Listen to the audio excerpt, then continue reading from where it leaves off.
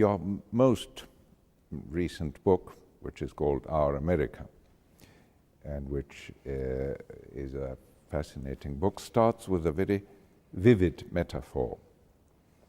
And I quote you: "Citizens of the United States have always learned the history of their country as if it unfolded exclusively from east to west. In consequence, most of them think their past has created a community essentially Anglophone. The country, like the stripes in the flag, is woven in part of a horizontal weft stretching across the continent. But no fabric exists without a strong warp crisscrossing at right angles from bottom to top. The Hispanic story of the United States constitutes the warp, a north-south axis along which the United States was made." So you have written a book that, as you put it, adopts only one of the possible perspectives, and it is the Hispanic one.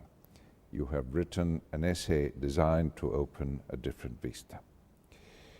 You explain in it, and it's probably the main point, that biculturalism and even bilingualism will work in the United States, contrary to, as you say, other forms of multiculturalism, which are not perhaps working so well elsewhere.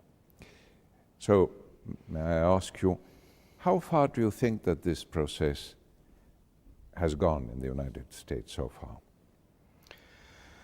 Well, thank you, Santiago. It's always difficult to answer a question which begins with the words "how far," because it implies that you can answer by suggesting that a certain proportion of a journey has been completed. But of course one doesn't know how long the entire journey is. The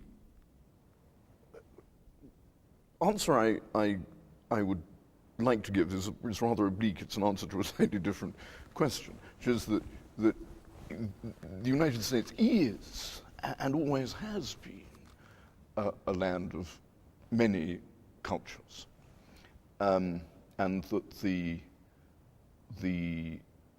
Hispanic contribution, by which I mean the contribution of people whom the United States Census now classifies as Hispanic, has always been there.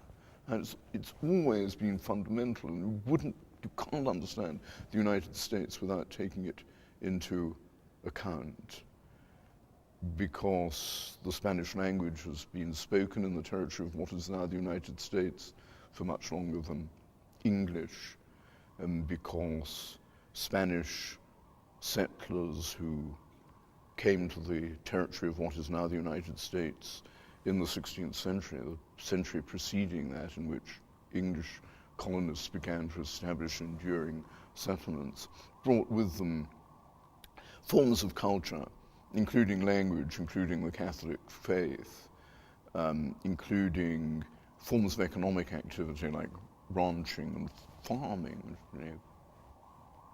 California has proven to be tremendously good agricultural country, but there was no agriculture there before Spaniards introduced it. And of course, art and architecture. So all of those contributions from people who came to the United States, what is now the United States, from the Hispanic world, are so enduring and have been there for so long that it's just impossible to imagine what the United States would be like without them. It would be a different place. It wouldn't be the United States we know. So in a way, the answer to your question, how far has it come, is, well, it hasn't come or gone. Anyway, it's always been there, and it's always been of tremendous importance.